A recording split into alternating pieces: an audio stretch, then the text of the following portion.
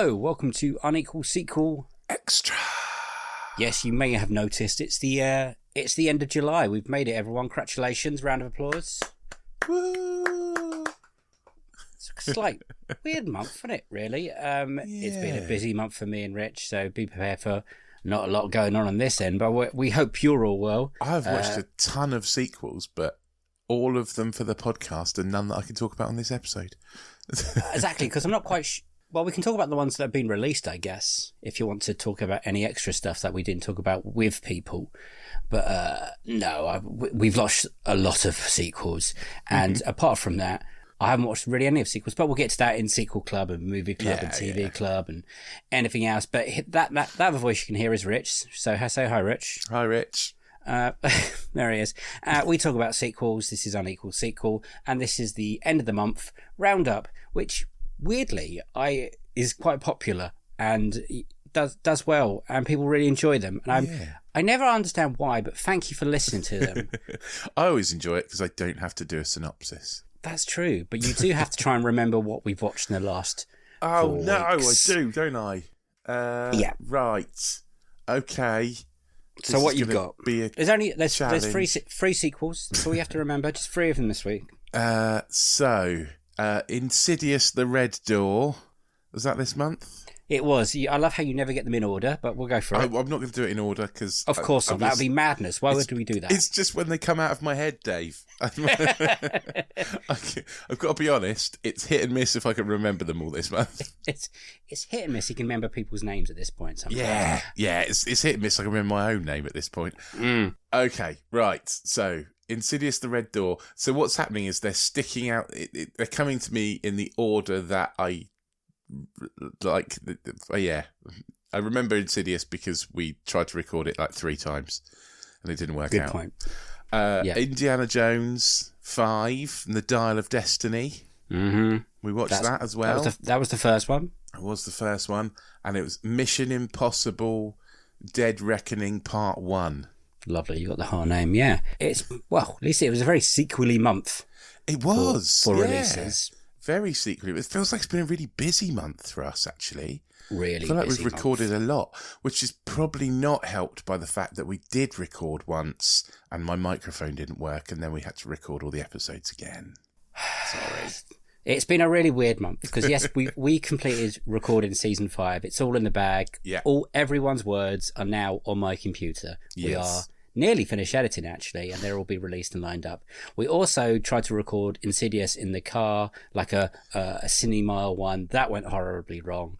When last Sunday we had a big session of recording like future episodes. Yeah. And then Rich like hours of recording. About 3 hours of recording, and then Rich didn't have his mic turned on. So it sounded like someone was talking in a tin can and I couldn't save it. It was on. My computer decided to use a different mic for some reason. So that's on. So now I have to when we record, like, is your mic working? Yes. And he promises me that it is today. I mean, it looks like it is, but, you know.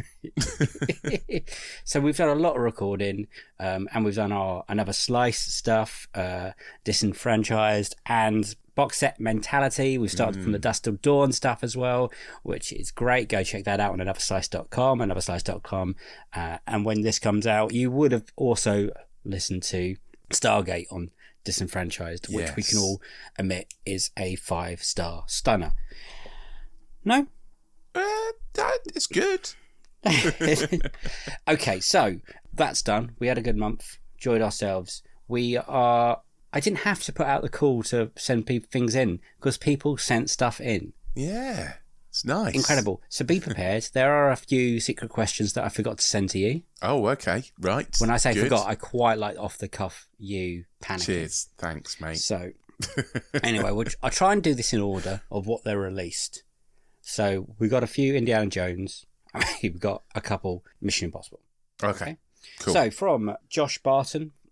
Thank you, Josh, for sending your review in for Indiana Jones. Josh is a brilliant critic, so go check him out. He says, hey guys, been on the major catch-up of your podcast over the past few weeks, and great work as always. It's been a solid year so far for sequels, but after listening to your Indiana Jones review, I had to say it's sadly the most disappointing film of the year for me. Oh no! Yeah.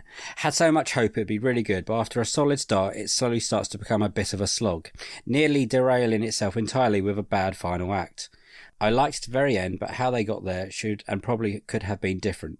Far too long as well. Cut out bits like Helena running away from her fiancé and just misses the Spielberg magic. As always, Harrison Ford is amazing and clearly loves the role. While John Williams delivers yet another brilliant score, I've never thought I'd be saying this, but as soon as it finished, I actually thought to myself, was that worse than The Kingdom of the Crystal Skull? What? Hang on. Wow. Which it actually was. 5 out of 10 for me. Keep up the great work, Josh. Wow, Josh. Okay. I mean, I think we watch different movies, man. I think that's the thing, isn't it, though? What works for someone doesn't work for someone else. You know, that's the way movies go. I do kind of agree with what he was saying.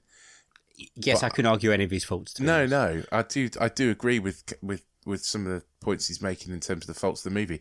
I just don't think it ruined it enough. Like, you know, it didn't spoil it like it did for him, obviously, for me. Yeah. And to say it's worse than Crystal Skull, I'm never going to lay on that bet with you. It's definitely not worse than Crystal Skull. No, there's no way. I'm sorry. It just isn't.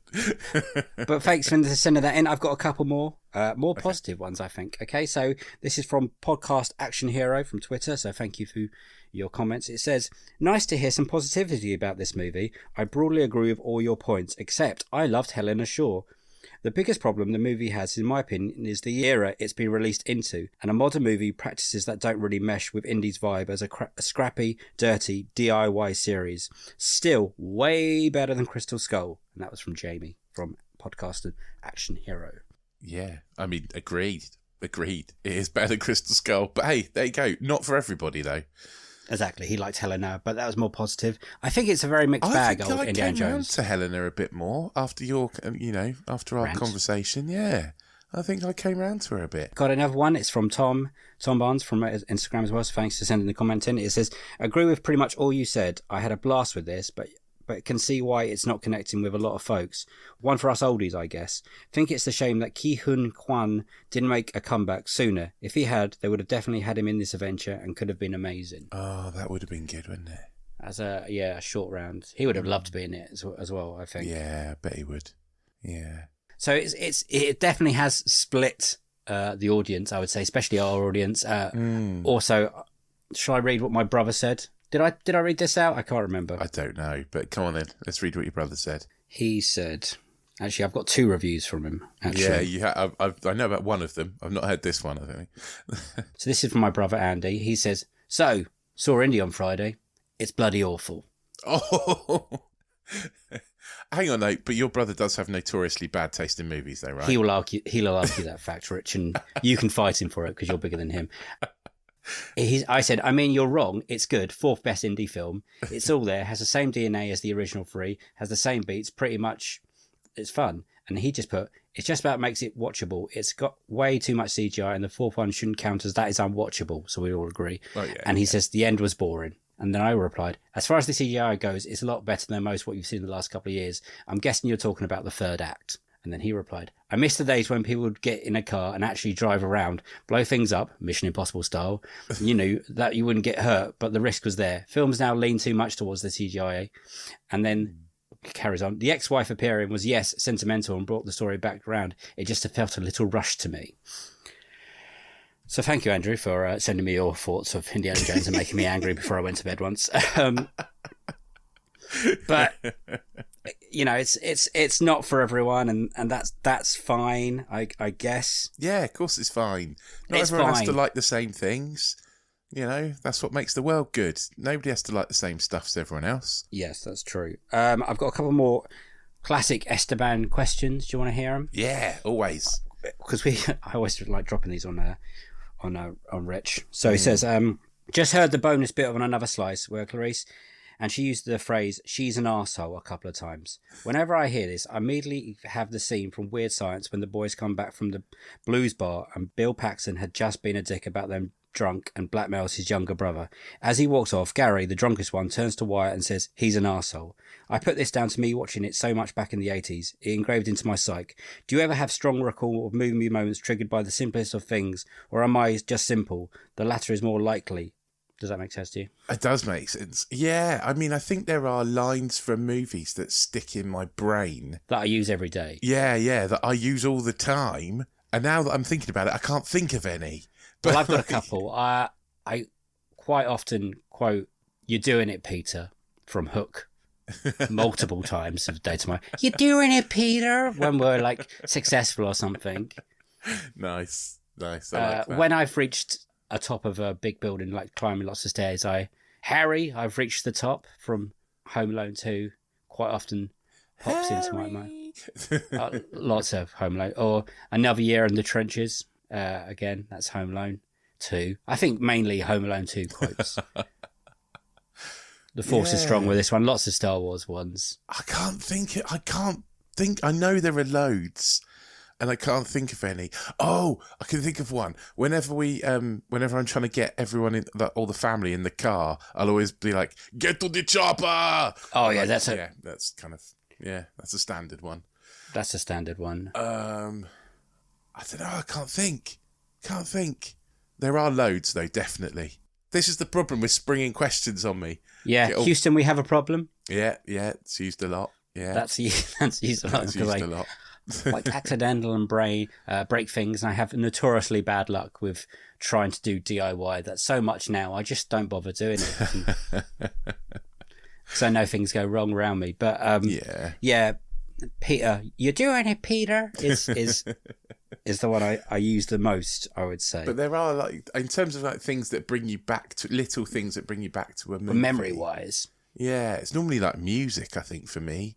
Like like songs and stuff that from movie soundtracks that take me back to a movie. I was watching the other day, this is a hint what I've been watching this month, but I watched the original Turtles film. Oh, nice. The 1990 one. And it made me remember that my aunt and uncle took me to see that when I was 5. Awesome. And that hadn't been in my head for a while. I went to cinema too. I must have been about 8, I think. Something like that. But yeah, that had that had a song, didn't it? Like, oh yeah, it had Vanilla Ice, had oh yeah, it was Vanilla Ice. Yeah, I remember. Anyway, yeah.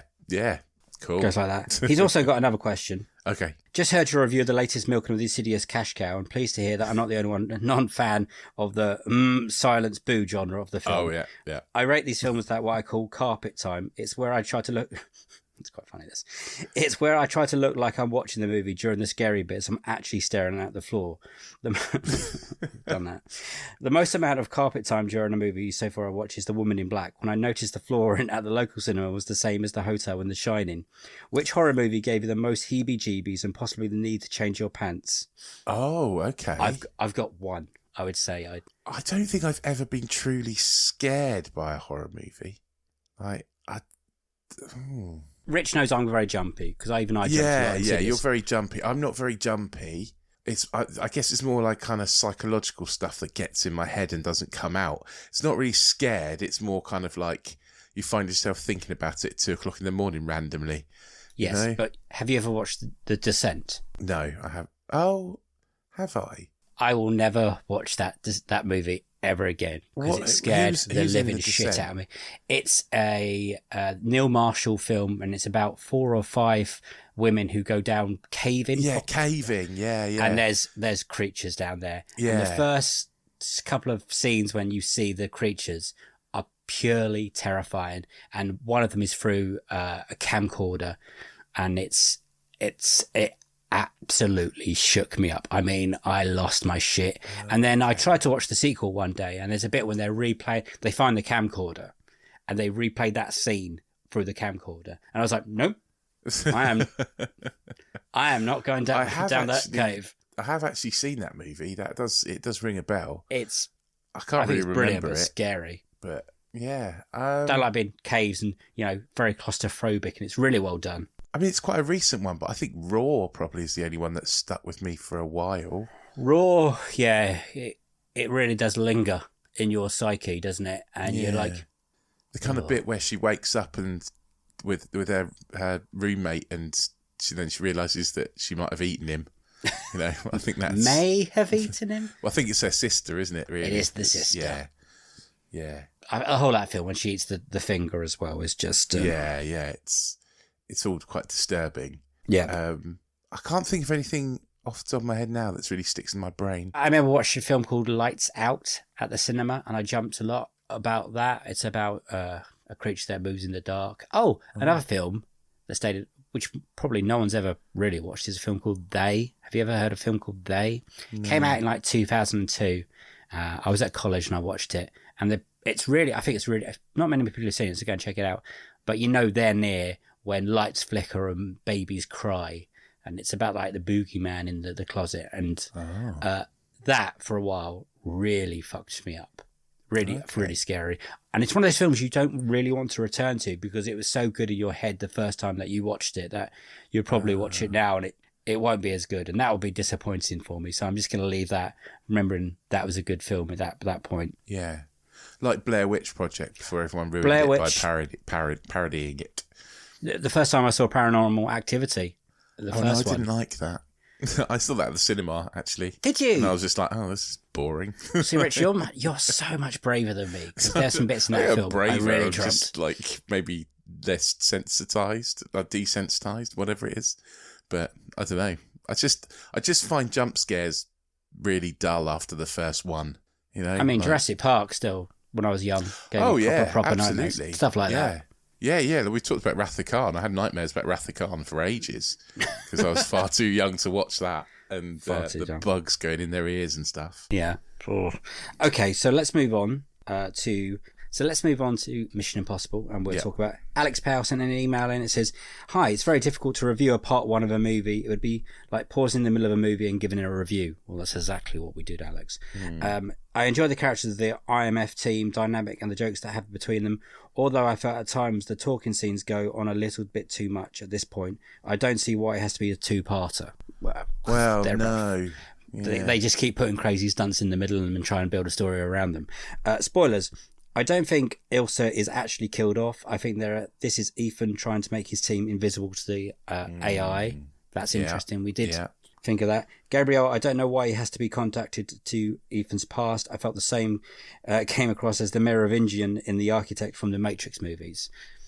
Thanks, Alex. Yeah, agreed. Agree with all that. Yeah, I didn't get that either.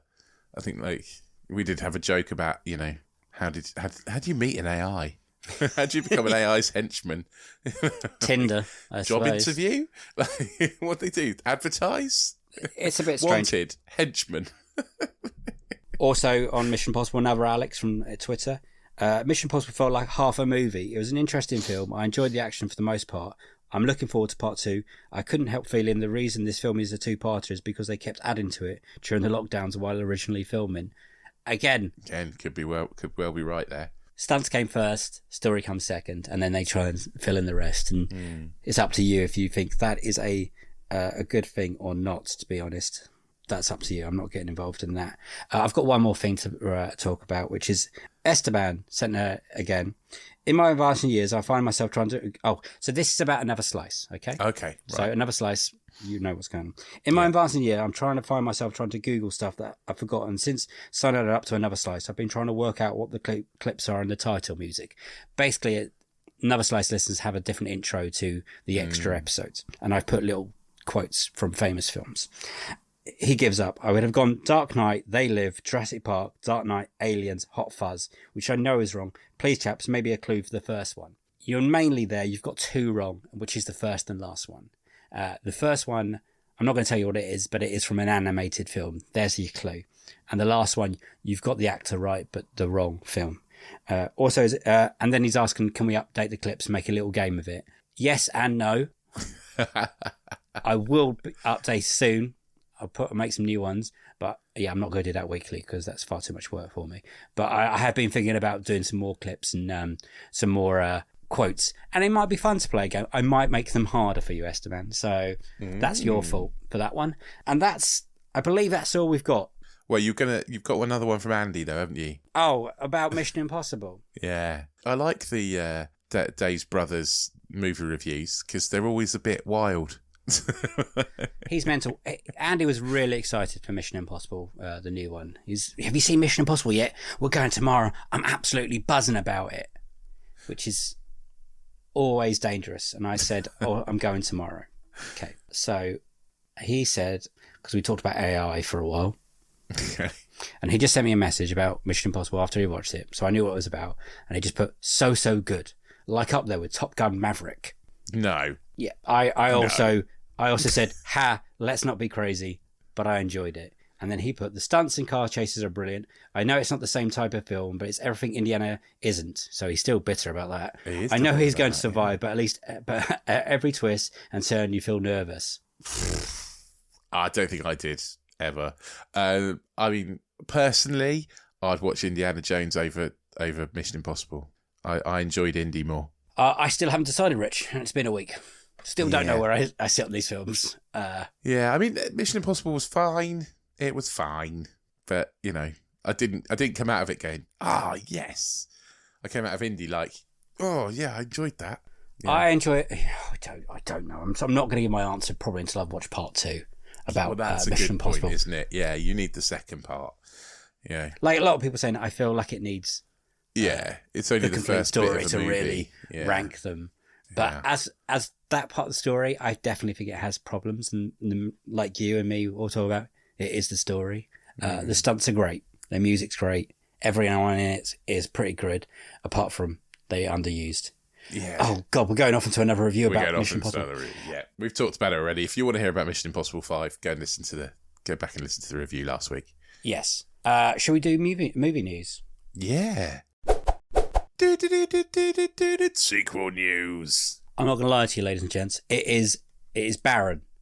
Well, there's actors are on strike, writers are on strike. It's not like much is coming, right? No, that could put a big dent in what we're doing in the future. But you know, we stand with our brothers and sisters in solidarity, and they should get the deal they deserve, and what they're fighting for, and what the studios are not willing to give them is absolute madness. Absolutely, it is not right that CEOs of big corporations earn like 300 times more than their lowest worker. Speaking as a CEO of an organisation, which I am, I can't understand how CEOs can earn 300 times more than their lowest paid worker.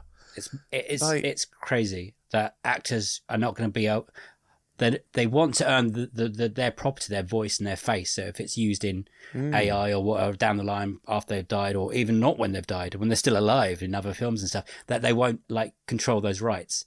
If they are controlling those rights, they should get paid for those. Yeah, absolutely. it's quite simple. And it's not about the big actors who earn millions of pounds or whatever. It's about those jobbing actors need to have and residuals as well. If you're going to, like on streaming and whatever, every time someone plays it, you should get money of it. Yeah. I watched Snoop Dogg really broke it down really well. He couldn't understand it, weirdly, about music rights. He was comparing it. It's like, it was a lot easier to get paid back in the day because the numbers were simpler, but Netflix don't really give out their numbers willingly. Once in a while, they say, that film's done well. Yeah. Pretty much. Yeah, so pay them. It has stopped literally all filming of films. So the likes of Deadpool 3 stopped. Mission Impossible Part 2 stopped. Gladiator 2 stopped. So we could be here for a while if they don't come to the table. But guys, pay your actors, pay your writers. Yeah. Studio heads, CEOs, sort your lives out. Hey, the CEO of Disney came out the other day. It was an absolute tit. Is it Bob Iger? Oh my God. It is Bob Iger who gets paid like ridiculous amounts a year. Ridiculous amounts. I mean, yeah.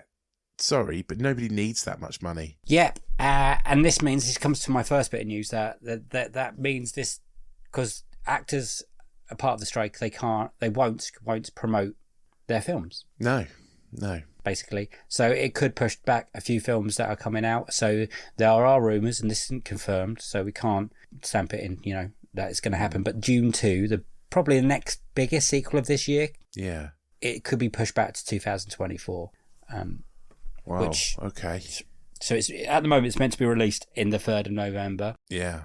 I didn't think it was going to affect movies this year, but Well, the only reason it will affect films this year is because of the promotion train, which is massive. You might have seen it recently with the Oppenheimer. Like, the strike started during the Oppenheimer premiere, pretty much. Yeah. So the actors turned up at the beginning, and then they left pretty promptly. I think it was like 8 o'clock. So I think they walked the carpet, and they're like, "Nope, we're not going in. See you guys later." And then directors can still, they've made a deal. The DGA with these people. It's a very different thing, but actors, writers, no deal yet. So every sequel that's coming this year might be pushed back if they want a big promotional train. Well, folks, expect to hear a lot of anniversary specials and weirdness from us then. Rankings, top 10s. Yeah. We might take some time off. Who knows? Yeah, we'll work something out. We always do. So that's happening. So June fans, sorry. It's not our fault. No. But yeah, that's also great, the last bit of my news is that Deadpool 3. You might have seen a few of this. Obviously, stopped filming. But before that, there are rumours that Jennifer Gardner is returning as Elektra for Deadpool 3. I'd seen that, yeah. Did you ever watch the Elektra film, the solo film? Because she played it in Daredevil with Ben Affleck, obviously, which is, way you look at it, it's either brilliant or rubbish. It's rubbish. Okay. It's rubbish, but fun. I think Daredevil, I didn't watch it. I've never seen the Elektra movie. Oh, Rich, you got to go and watch this Elektra movie. It's rubbish. Is it really? Is it rubbish but fun, though? No, no. I love Jennifer Gardner, and even I was like, "Oh, this is bad." Yeah, it just seemed a bit odd, to be honest. And I remember not getting much for a promotional push either. I'm not quite sure. I think it was Fox. Right, didn't know really what to do with it, but I love Jennifer Gardner, and it's always fun to see people come back. There are rumours that Ben Affleck's also going to be in this film as Daredevil. Right. Okay. And there's also some of the X-Men more, because obviously. Hugh Jackman is back. Yeah, as Wolverine. And Deadpool is kind of crosses into that X-Men universe. And this is another bit of news. There are pictures now of Deadpool and Ryan Reynolds and Hugh Jackman, but he's in the yellow suit, and his classic yellow suit with a proper classic Wolverine hair that he hadn't really had. So it does beg the question if we're going to go multiverse in, and are more of those X-Men characters going to join up like Halle Berry and Patrick Stewart and people like that. It's all. I think I heard Owen Wilson was going to be in it from his Loki character or from another character. I don't know. Like you're just throwing out names now. No, I swear I saw somewhere that Owen Wilson was joined the cast. He's googling it, guys. I am googling it. I might be wrong there. It might have just been a rumor. The magic of editing. Apparently, as Mobius or whatever it's called. Apparently it's due to appear in Deadpool 3. Wow. I didn't make that up. I knew some news that you didn't. I'm all proud of myself now. So they're going to try and link it so it's definitely going to be timelines and stuff, right? I guess so. So this film is meant to be out next year now. March, I believe, or something like that. Rumour, it won't be now. No, I doubt we'll get this. I doubt will Mission Impossible be pushed back, because that's meant to be this time next year as well. I've just realised something as well. Oh my god, he's having a brainwave. You know he's called Mobius. Yes. Right? Do you know what his full name is? Go on. Mobius, or Mobius M. Mobius. Really? Yeah, that's the character's full name. Anyway, sorry. Yeah, I only just realised that now. I didn't even know that, so your facts dropping as well. Thank you very much. This is why you're here, the Google man, I should call you. Well, I don't really Google that much, but hey, there we go. But everything's going to be pushed back, so who knows what's going to happen. But I am excited to see Deadpool 3. I'm very excited to see Wolverine. I would have loved it, and I know we're reporting on it and we're using it. I would have loved it if they didn't show that picture of him in the yellow suit until I watched the bloody film. Yeah, it's a bit off-putting, isn't it? And they were filming just up the road from us. Again, big fuss, because they're all filming in Pitstone, which is a little village up the road from where we live. Why? What is there, Rich? Gravel pit, I think. So they're fine. Oh, so I've seen pictures of them. That was near us. Yeah, it's Pitstone, yeah. We should have got there and annoyed them. We should have done, shouldn't we? But you never know, No. Okay. That's all sequel news. Most of it is bad. Like, everything's been pushed back. The future of sequels is not looking good for this year or possibly next year. And who knows what the fuck's going to happen. Look, studio execs. Can you just think of the podcasts, please? Come Please. on. Give these people what they're asking for. Somebody think of the podcasts. Yeah. It's just going to be me and you talking about, like, what's your favourite colour soon? And stuff like that. Oh, there'll be enough old sequels to go back and look at that we haven't looked at yet. We could do a ranking of something. You know what we haven't done? We haven't done a Police Academy ranking. That would be fun, but that means me watching them all. Yeah, it does. Yeah, that's true. I don't think I'm prepared to do that. How many are there now? There's 7 police academies. I think it's 7, yeah. See, I think that's too many for box set mentality, because that would nearly take over half a year for us. Well, yeah, more than half a year. Yeah. But we might be doing the Twilights, which I think 5. It's very confusing. We'll work it out, guys. I feel like a ranking is in the future very soon. What one, we're not quite sure. Oh, well, send your suggestions in. There you go. Let's hear it. Yeah, you tell us what you want to hear. Rankings, anniversary specials. You let us know. Yes, just let us know what you want to hear. That's all from News Club news section. Sequel news, Dave. Sequel news. Let's move on to sequels that we've watched. Sequels that we've watched. Sequels that we watched. Sequels that we watched. This will be a quick one. Yeah, I haven't watched any. No, me neither. Absolutely none. I mean, I've watched loads of sequels.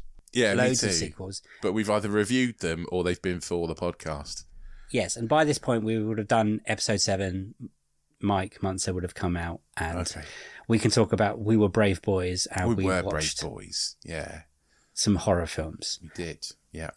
But even those, we didn't watch them this month. I think that was previous month, so that goes out the window. You know what? I did start to watch one, and I'll mention, and I don't know why, I did start to watch Alien vs Predator. Oh, okay. And I will finish it. I love how you make that seem like it's like a marathon. It's like, I will finish it. And you know what? I was watching. I think I've done the first 20 minutes, so I haven't quite made it to the pyramid under the ice. But I was like, this is actually. I've still never seen it. You should watch this. There's a really good premise at the beginning, and I thought, how did they fuck this up so much? That's why I want to carry on. The characters and the writing is horrible, by the way. Really if it's bad. anything like Requiem, which I have seen, Alien vs Predator Requiem, then I can sort of see. Oh, well, I can't see. That's the problem. Yeah, when I first saw Requiem, I was like, oh, that's better than the first one. Really? But I've rewatched Requiem now, and I agree, it's really How would bad. you know? Requiem's so dark. Like I'm basically just watching a black screen for half of it. Because the first one is so bad, Rich. They get it so wrong, especially when they get it in this, where the aliens predators are. And there's one point you think like a woman's going to kiss a predator, and it's just people literally broke out laughing in the screening I was in when I first watched it. And I was built in my head that Alien vs Predator, how can that film be bad? You know, you got predators and aliens, and I built into the build up to it. I really, I watched some interviews with the director who I now notoriously hate, Paul W.S. Anderson, rubbish director, rubbish. Did do Event Horizon, good film. Everything else he's done is rubbish. And he was like, oh, it's going to be big guys like Schwarzenegger with big guns, like shooting loads of aliens. And there's predators fight loads of aliens, and it's not. That's not what happens. Oh, yeah. He does not have a good back catalogue, does he? He loves Resident Evil films. Yeah. And then recently Monster Hunter. Death Race isn't a bad film if I'm thinking about his rubbish films. The Three Musketeers film is rubbish. We'll have to go into that, and the franchise and Disenfranchised at one point is on the list. Pre-prepared. Okay. But, yeah, he's got some absolute rubbish in there, hasn't he? Dross. But Event Horizon is brilliant. I don't even know if I've seen that. Hey, Richard. Yeah, that might go on Disenfranchised, because there was always a rumoured for a sequel to that. It's never happened either. Yeah, I don't think I've seen that movie. It's good. It's got Sean Pertwee in it. Nice. Sam Neill, Jason Isaacs, Lawrence Fishburne. Very scary. I think it's scary. You'll be like, ugh. Anyway, that's all I've watched, the sequels that I've watched. So should we move on to Movie Club? Yeah. So these are the films we've watched that aren't sequels. So let's hit a jingle. Movie club. You changed it slightly, but Only because I couldn't remember what it was. So I have a feeling that you haven't watched much. I've watched very little, I've got to be honest. It's been a really busy month we've done lots of recording this month. Work has been insane. I've just not had much time. Everyone seems to have been a bit poorly this month as well. Like in my family, like everyone's, so it's just been. And it hasn't been you. No, it hasn't. I have got a bit of a cold, you can probably tell. But other than that, no, I'm all right. But I have managed to watch a couple of things. So I've watched Nimona, which is an animated movie on Netflix. On Netflix, yeah. Okay. I watched that with my son because he found it and he was like, "Oh, I want to watch this." So like, we sat I've down heard and watched good that. things. It's really good. It's really good. Surprisingly good. The animation's brilliant. Like it's really nicely put together. Got Riz Ahmed in it, just from. Yeah, I'm not even sure. I've not even really looked into it that much, to be honest. Like, what's the premise? Sorry, Synopsis. I'm looking at the cast now. So it's Chloe Grace Moretz, Riz Ahmed. But yeah, so the premise is it's set in kind of like a futuristic world, but probably a different universe to the one we live in, where there are kind of like medieval knights, so like the police kind of thing. And there's one of the Riz Ahmed's character is one of them that he's framed for a crime he didn't commit. And there's only one person can prove his innocence, who is essentially like a demon kind of thing, sort of an anti-hero, Nimona. She's a shapeshifter essentially. She can turn into different animals and she can turn into people, and she's basically like the enemy of the so this knight guy, basically she would normally be his enemy, but they end up being friends. Of course. Yeah, of course. But it's animated. It's quite I say it's quite Spider-Verse-y in its animation. It's definitely like a stylistic animation. It looks great. Family film? Oh yeah, definitely. George really enjoyed it. Yeah. Good. Absolutely. I mean, it's not a U. I'd say it's probably a PG. But yeah, it's like George really enjoyed it, and like there's a love story between the two knights, and story. Yeah, but it's it's a gay love story, which is nice in an animation. That's a nice thing to see. So yeah, I think it's a good thing. Good. Talking about gay love stories, I watched Bros finally. Oh, I've not seen that. I was meaning to watch that. Really good. I really laughed a lot. I enjoyed that. Definitely different take, but refreshing. Everything's refreshing for me. What's his name? Billy Billy on the Street guy. Yeah, great, really funny, some really snappy dialogue. Made me laugh. Made me a little bit tear to my eye, but again, Rich, everything makes me cry. Do you know what? I'm really scaredy cat, and everything makes me cry. So I think that's what happens when you get older. If I'm honest, mate. Yeah, I get really emotional in all different kinds of ways. What else did I watch? No Hard Feelings, the Jennifer Lawrence film. I wanted to saw at the cinema. You said the problematic storyline when she's basically trying to fuck a 18-year-old boy for a car. Yeah, how's that? It's funny. Jennifer Lawrence should do more comedies like this. It's not quite as problematic as you think it is. Right. Okay. She doesn't actually end up. They build a friendship basically and help each other in different ways. It's one of those stories. Again, that should have said spoiler there, but I hope you knew going into that they weren't actually going to get together, because if that it would have been bit weird.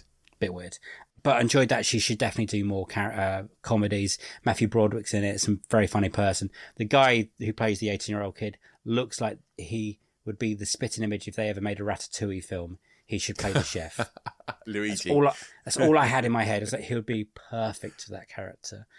But very funny. Also, ones I've watched, I'll go through these quickly because I've run quite a few, is Guy Ritchie's The Covenant, the most un-Guy Ritchie film. Had a release in America, going out the cinema, but here it went straight to Amazon. Really good film. I was really impressed by it. Yes. I wasn't expecting Jake Gyllenhaal's in it. And it's about this guy. They're in Afghanistan, soldiers, and he's got an interpreter, and they're trying to find weapon caches and stuff like that, and something goes wrong. He gets injured, and his interpreter has to get him back to the base, and it's like 100 miles and crazy heat and across like Taliban territory. and he gets him back, and then Jake Gyllenhaal can't live with this, that he's left this interpreter there, and that he's like now Robin Hood in Taliban in Afghanistan, and the Taliban want to kill him and his family, and Jake Gyllenhaal takes it on himself to try and get him and the interpreter and his family out of Afghanistan. Really good. The most Guy Ritchie film you've ever watched in your life, I think. But I was really impressed. Another film, I finally got around to seeing it. I've been waiting for so long, and I've been trying to get my wife to kind of, do you want to watch it? And she's like, no. So eventually she went out, and I was like, this is the night I'm going to sit and watch. And that film is Jordan Peele's Nope. Oh, right, okay. Have you watched it? Yeah, no, I haven't seen it. It's not quite the film I thought it was going to be, and I really like Jordan Peele. Like Get Out is it's great. Next level. This is kind of like Jaws, but with aliens, but that doesn't really give it, and it builds tension and atmosphere. And Daniel Kaluuya is just, that man is just, what he can do with his face and eyes and not saying anything is incredible. I don't think the ending quite lands for me, but the point to the end I've really enjoyed, and the way it builds tension and what goes on. And there's like this Spielberg-esque use of music and effects and stuff for the alien, because it's about that's about aliens and stuff. So I'm so happy I finally watched that. What else have I watched? Oh, the last one we mentioned earlier was obviously I returned to Teenage Mutant Ninja Turtles. Nice. For the 1990 film, because the animated film's about to drop and it looks really incredible. And I thought, I saw it on. I was like, I'll watch that. I haven't watched that in a while. You know what? I really enjoyed it. Some of the effects aren't great, but the costumes of the turtles and the practical effects they did, I think still stand up quite a lot, really well. Yeah, I watched it not too long ago with George, like maybe 18 months ago, something like that. He really liked it. How so much fun. And I'm surprised no one's mentioned the sequels on our podcast, like The Secret of the Ooze, and maybe not the third one when they go back in time to Japan or whatever. I don't think I've seen that one, but yeah, the samurai kind of one. Yes. But there's a Turtles animation coming out. That's what I was just saying, yeah. Yeah. It looks great. That'd be good. Yeah, it does look great. And that's why I returned to this. So the only other thing I've watched is the Wham documentary. Okay. Are you I've really a Wham quite fan? enjoyed. I'm not really a Wham fan, but it might have turned me into one. Yeah? I just, all the way through it, I just pictured Ryan Reynolds in Deadpool 2 going, Wham! Because it's a weird thing, because it has the involvement of Andrew Ridgely, yeah. And obviously George Michaels is dead. So I just did wonder if I haven't watched it, how positive each of them. Because I think both of them. It's incredibly positive. There was no big breakup with Wham. No, they're still friends. They were friends. Yeah. They're basically the story is that it's when they started off, like Andrew was the main songwriter and stuff, and then George just got better and better and better to the point where Andrew went, I'm probably holding you back a bit, mate. You should probably have a solo career kind of thing. Oh, wow. And yeah, he was like, and I'm not sure I want this anymore. So yeah, it's all very amicable. And how do they feel the bits? Because George Michael died a few years ago. There are loads and loads of. There's loads of footage. Didn't Andrew's mum record loads of Wow, yeah, I don't know who it was, but yeah, there's loads of footage of them and stuff. Tons of it. That's good. And it's really good. It's a really compelling documentary. It's really interesting. I love stuff like that where it's like, you're not too fussed about the subject matter, but the documentary's so good it kind of pulls you in. I agree with that. It's great. It's like the Bros documentary. I wasn't fussed about Bros, but I watched the documentary and I was like, oh, this is lunacy. It's not like that. Obviously, okay, I'm about to say, is it like the Bros? Because that is lunacy. No, it's not like the Bros documentary and how it's made, in the content. It's like, but the effect on me is like that. Okay, I'll check that out. But that Bros documentary, absolutely, I was not expecting how mental that would go. Wild. If no one's watched that, please go and watch Bros. Yeah. After the screaming stopped, I was saying is insanely good, as in, and I'm not quite sure the brothers knew what they were getting into when they started that documentary, and how much they need fixing at that point in their lives. I'm sure they get on land now, but they didn't have that previous talk and try and iron everything, they're passed out. They thought, let's just do this on camera, pretty much. It's one of those things where you watch it, like when you first watch The Office for the first time, and you're like, is this a piss take? Like, is this comedy or is this real? And it was real. It was when real. The Office was comedy. Well, I'm going to try to check out the Wham documentary. So thank you for that. I haven't really watched anything else. I watched The Outlaws Netflix with Pierce Brosnan and Adam Devine. Yeah. It's crap. I've not seen it. No. But every time I watch Pierce Brosnan now, when he's getting older, I think that man is growing old so beautifully. It is incredible. I want to grow old like that. But apart from that, and that's all I've watched. And a film called Austin Land that my wife wanted to watch, and it was rubbish, but she loved it. So, and apparently we have to watch stuff that she likes. So that's how it goes, right? Well, I try to educate Rich. I'm like, I do show you good stuff. It's not, everything I watch is great. Apparently it's not, according to her. No. So there. Should we move on to TV Club? Boo! TV Club. Again, this is going to be quite quick. Yeah. I haven't watched very much. Again, I've just not had very much time. So the only thing I've watched complete is a TV series on Netflix called Is It Cake 2? Oh, have you watched this? We have started to watch it. George loves it. It's something we watch as a family, kind of, after dinner kind of thing, where we all sit around together and watch it. We haven't, don't spoil it, because we're about 3 or 4 episodes in. But these insane people, basically, you have to make things that out of cake to look like real objects. Yeah. And some of the things they make. Episode 1, this woman makes a crab. And it is insane how good this crab is. And then they have to try and trick judges into believing if it's cake or not. Yeah. It's a lot of fun. It makes me want to eat cake. It makes me think, wow, people have the most incredible, amazing talents out there. And it's on Netflix. It's good. And it's good, like you said, family watch. It is, yeah. It's good to kind of spot which ones the cakes are and stuff, and have a little competition. And they do make it a little bit harder for us because of lighting and stuff. Yeah, there is that. But then also kind of, I think they kind of made it easier. The last series, I think it was harder for the judges, and that the judges barely guessed right last season.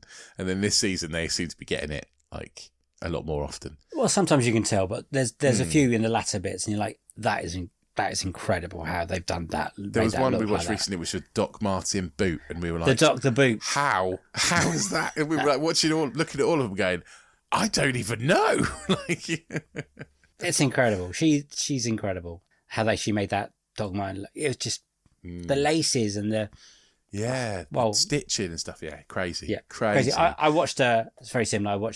I think it's called Barbecue Showdown as well, and it's about people barbecuing in America, and I loved that as well. So that's all. That's literally all.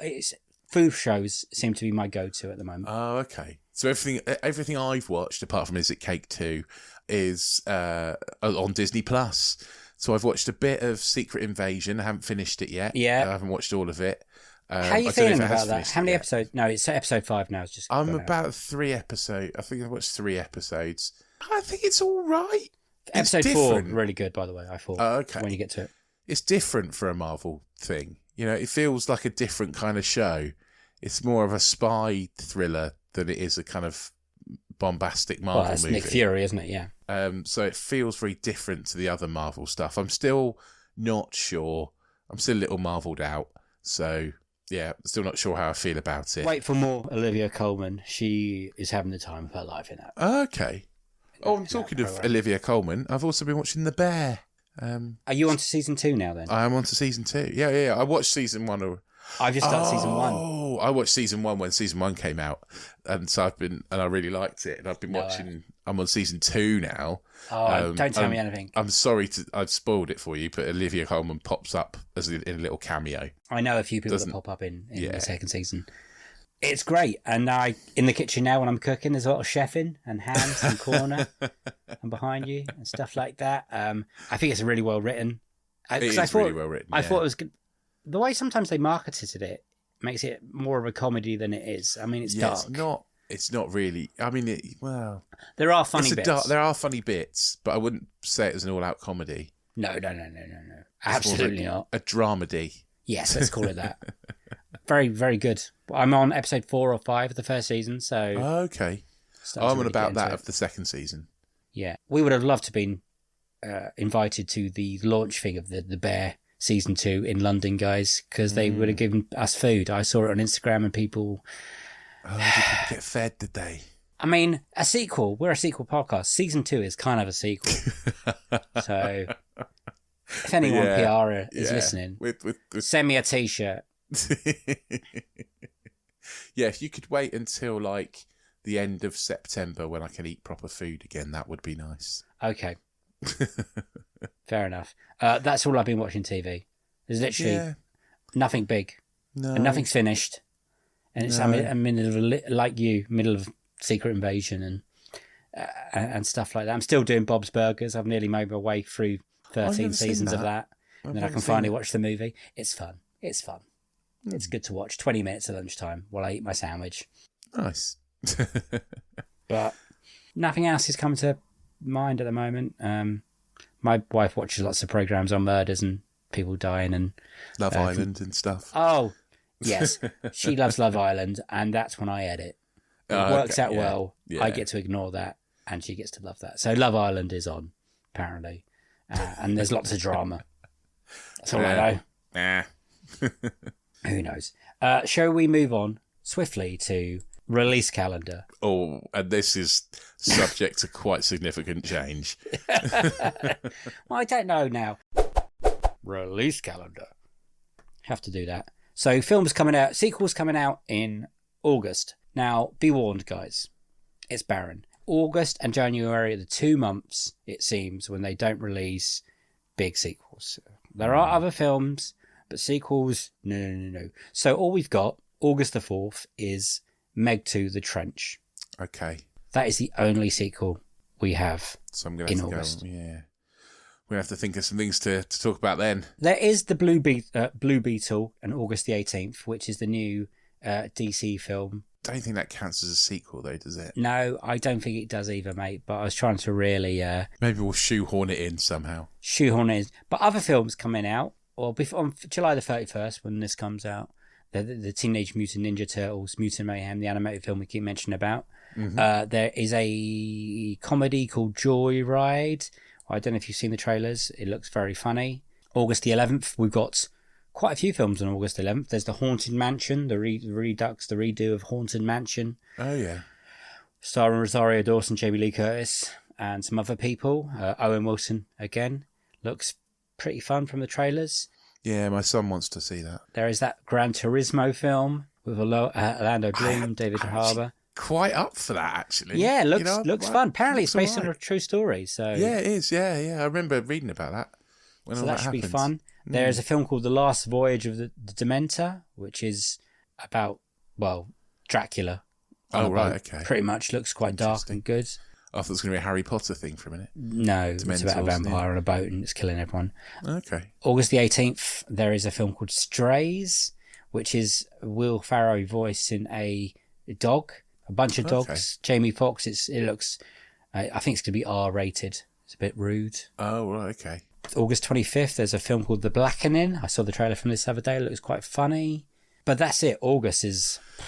But then September. And we haven't mentioned Barbenheimer as well, which by the time this comes out, I'm hoping to have seen. I'm booked into Barbenheimer.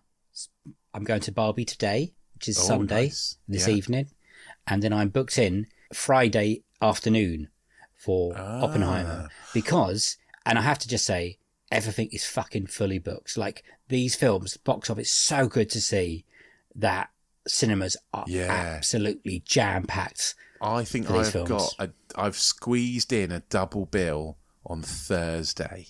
Have you? Yeah, so I'm Oppenheimering and then Barbieing on Thursday. I think we should do a film club special for Another Slice.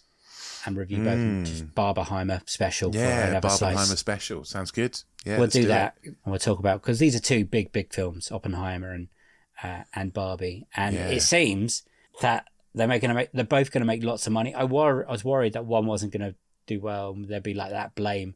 But both bringing in the audience. It's great for cinemas. It seems the lax box office receipts returns to Indiana Jones and possibly even Mission Impossible were down to people waiting for these two films. And it's great and horrible to see for us because we're a sequel podcast. But it's lovely watching these two new fresh IP things, like no sequels connected to them making huge amount of money. And it shows that there are original films will make money out there. So that's nice to see. I know Barbie is Barbie. Yeah, and I've heard Barbie's going to have probably likely to have a sequel. Yeah, I think it will do it. No sequel to Oppenheimer, though? Do you reckon? No? A bleakquel. Yeah. It would be. But anyway, looking forward to one of those films. We'll come up with something in August. I know we are going to review a sequel that came out earlier, but it's just hit rental and VOD. We'll release that as probably as an episode.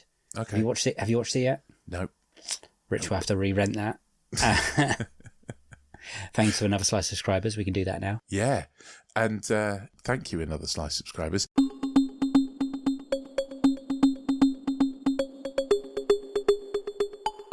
If you'd like to be one of our Another Slice subscribers, then get yourself onto anotherslice.com/unequal sequel.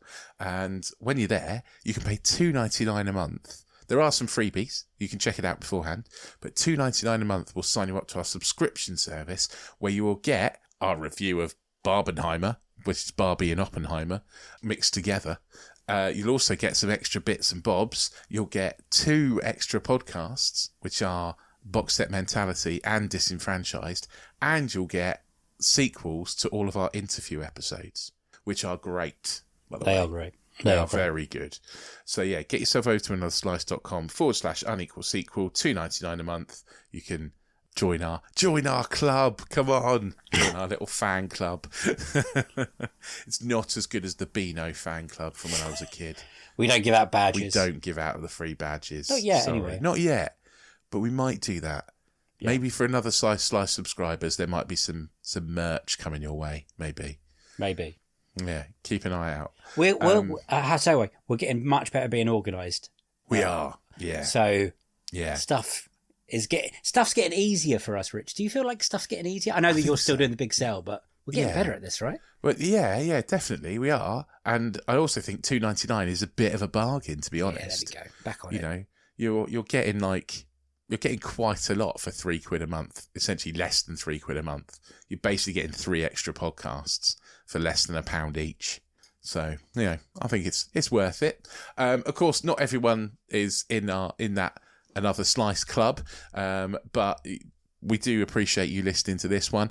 If you want to help us out, then just give us a little 5 stars, give us a review, that sort of thing. If you've already done that, then get yourself onto Twitter, onto Instagram or onto Threads and spread the word of Unequal Sequel. We are at Unequal Sequel on all 3 of those. If there's anything we've talked about in this episode you want to tell us about, then get in touch. We will read out your messages in the end of month roundup next month. So that'll be the end of August roundup. And it sounds like we might have to... we might not have a lot to round up by the sound of it, but you never know. It might give us time to actually watch other films, Rich. It might. That would be nice, wouldn't it? Yeah. So yeah, get in touch on either on social media or on email. We are unequalsequel@hotmail.com. Brilliant. I'm just going to say quickly, have you finished? I was just going to say we're also on Letterboxd. Oh, yeah. But yeah. We are there. And Threads. I did say Threads, yeah. Right. And also, we're on TikTok, but I don't barely use it. I don't know what's going on, but we are there. We're on TikTok, but we're old men and we don't understand it. Okay, I just got to quickly say thank you for everyone that's listened to our interview episodes, really. The podcast we planned to make in the first place when we started this. Thank you for listening to the Russell Bailey, the Clarice Lowry, Al Horner and Mike Munzer episodes, and because that was the month. If you haven't listened to them, they're fucking great. Really, so proud of this season. There's some absolutely wonderful chats there. So thank you for listening to that. Thank you for listening to all our episodes and let us just talk about this. We really appreciate your love. Yes, next season, Next month is August. It's hopefully going to be sunny because July has literally just rained constantly in July. But thank you for listening. Nothing else to say. I'm going to stop talking. Thank you. Bye-bye from me. It is a bye-bye from him. Bye! See you on the next one. Sequel to this one. See you in August, motherfuckers. Bye-bye. Not very nice to call people motherfuckers, Dave. Oh, they love it. They love it. Everyone Do loves to be called a motherfucker. We probably wouldn't have had to have had an explicit on the podcast if you hadn't done that last bit. Oh, fuck. That means people in like countries that we banned in could have listened to it, but now they can't. Yeah, no.